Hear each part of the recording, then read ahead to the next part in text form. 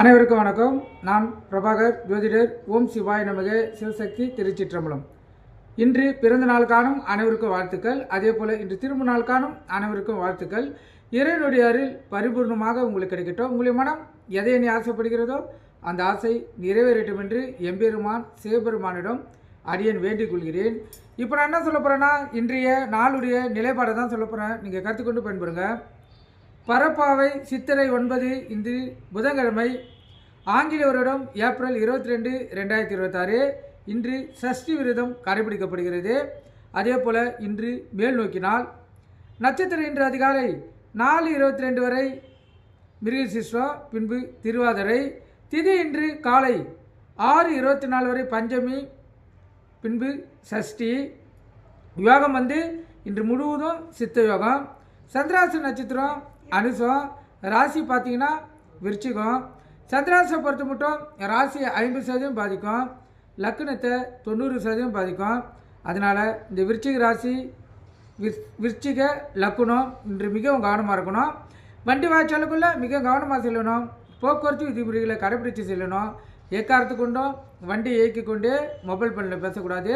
சிந்தனைகள் சிதறி விபத்துகள் ஏற்படுறதுக்கு அதிக வாய்ப்புண்டு. அதனால் எச்சரிக்கையோடு இருந்து இந்த சந்திராசிரத்துக்குள்ளே உங்களை நீங்கள் தற்காத்து கொள்ளணும். நல்ல நேரம் காலை 9:30 10:30, மாலை 4:30 5:30. இந்த கௌரி நல்ல நேரம் காலை 10:30 11:30, மாலை 6:30 7:30.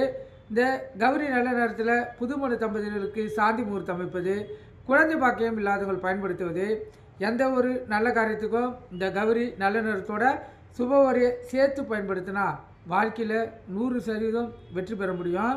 நீங்கள் கருத்தில் கொள்ளுங்கள்.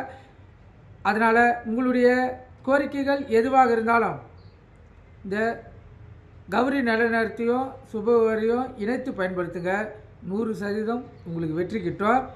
ராவகாலம் மதியம் 12 to 1:30, யமகண்டம் காலை 7:30 to 9, குளிகை காலை 10:30 to 12. குளிகைன்னா மாந்தி, மாந்தின்னா குளிகை. இந்த காலகட்டத்தில் எந்த ஒரு நல்ல காரியமும் கெட்ட காரியமும் செய்யக்கூடாது. அது தீவினையே ஏற்படுத்தும். அதனால் எந்த சுப நிகழ்ச்சியாக இருந்தாலும் அதை தவிர்க்கணும். கருத்தில் கொள்ளுங்கள். சூலம் வடக்கு. இன்று கோயிலுக்கு சென்றால் வடக்கு சைடு பார்த்து தான் இந்த கற்பூரமும் விளக்கை ஏற்றணும். ஏன்னா இன்று வடக்கு தசநாதன் வழி நடத்துவதால் அவர் வழியிலே செல்வது சிறப்பு. நீங்கள் கருத்து கொண்டு பயன்படுங்க. நன்றி, வணக்கம். வாழ்க வளமுடன்.